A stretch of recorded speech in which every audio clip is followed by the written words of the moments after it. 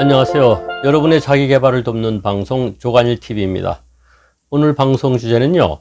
노후에 꼭 실천해야 할 생활수칙 3가지 이렇게 잡아봤습니다.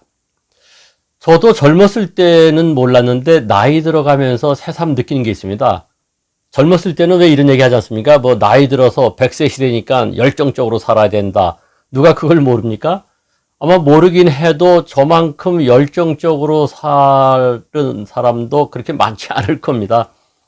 어쨌거나 금년 2월인가요? 그때까지 책을 뭐 좋든 나쁘든 간에 52권을 썼으니까요. 그리고 뭐 직장 생활도 6군데, 7군데 해보고요. 그리고 지금도 이렇게 열심히 살고 있지 않습니까? 그럼에도 불구하고요. 나이 들어가면은 왠지 모든 게 귀찮아지는 것을 요즘 아주 절실히 깨닫고 있습니다. 움직이는 게 싫어지고요. 사람 만나는 게 싫어지고 나가는 게 싫어지고 이렇습니다. 또 뭐 좀 하려고 하다가도 자꾸만 차일피일 미룹니다. 그래서 제가 강의할 때 그런 표현을 씁니다. 젊은 사람하고 나이 든 사람하고는 단순히 나이만 더 많아진 게 아니라 DNA가 바뀐다. 물론 뭐 과학적인 증거가 있는 건 아니고요. 제가 그냥 표현이 그렇습니다. 뭔가 이 체질 자체가 바뀌는 것 같습니다. 생각은 살아있는데 몸이 말을 안 듣는 거죠. 그래서 생각하다가 노후에는 그럼 어떻게 할 것이냐. 매일매일 자기 나름대로 어떤 생활 수칙을 만들어가지고 그걸 이게 실천해 감으로써 그 침체되는 생활을 벗어나야 되지 않겠냐 해서 제가 만든 것이, 그리고 간단해야 되니까 외우기 쉽도록 3가지를 꼽았는데 그것이 나입니다. 나 3가지를 꼭 기억하시고 이것을 실생활에 적용하시면은 훨씬 더 활력 있는 노후가 될 것이라고 확신합니다. 첫 번째, 나가라 이런 얘기죠. 저 같은 경우는 뭐 유튜브 방송도 하고 책 쓰고 원고 쓰고 하니까 강의하러 가는 것 외에는 집에 틀어박히는 경우가 많습니다. 그럼에도 불구하고 가급적 나가려고 애를 씁니다. 안 되면요, 저의 동네에 제가 1만보 거리라고 하는 거리를 만들었어요. 한 90분 걸리더라고요. 그 1만보 거리를 90분 동안 걷기라도 합니다. 하여간 나가야 됩니다. 나가면은요, 다른 사람들이 사는 모습을 먼 발치에서 보더라도 거기서 활력을 얻습니다. 아니면요, 시장 장터 같은 데 가보세요.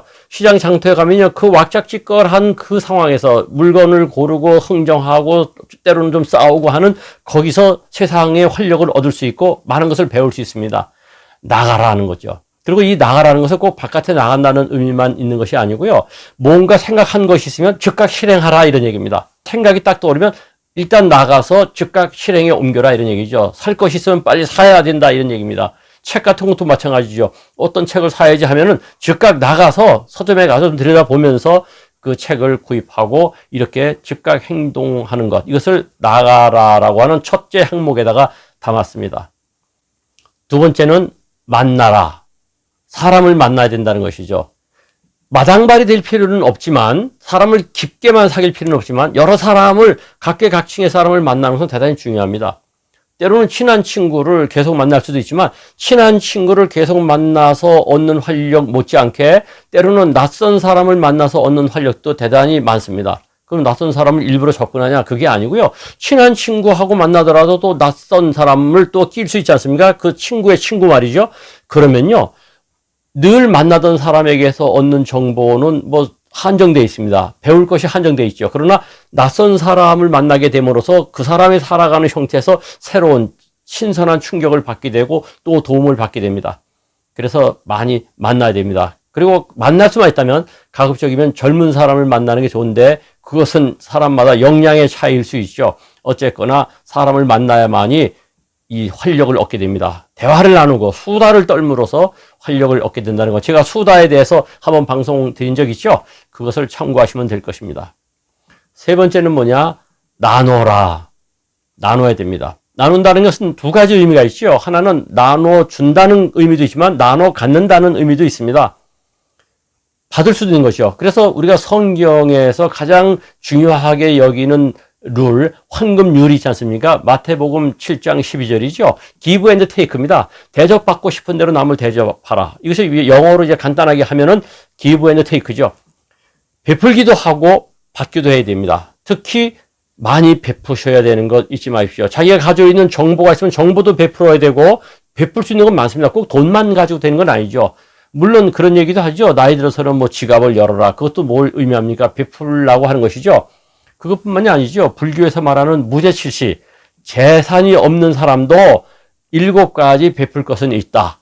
제가 얼마 전에 방송에서 신무죄칠시를 말씀드린 적이 있죠. 새로운 무죄칠시, 현대인의 이 생활 형태에 맞도록 새로운 형태의 재산이 없는 사람도 남에게 베풀 7가지가 있다 그랬습니다. 그 방송 보시고요. 과연 무엇을 베풀 것인지, 그래서 나이가 들수록 이 사회에 뭔가 나의 존재로서 가치 있고 보람 있는 일을 계속 하셔야 됩니다.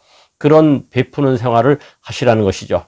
어떻습니까? 괜찮습니까? 아무쪼록 이 노회는요, 3가지 이 나나나를 머릿속에 딱 담아주시고, 항상 일상에서 생활 수칙으로 삼으시고 행동에 옮겨보시죠. 그러면은 확실히 더 활기차고 열정적인 스스로를 발견하실 수 있을 것입니다. 이 방송 좋았으면 구독, 좋아요, 그리고 많이 공유해 주시기 바랍니다.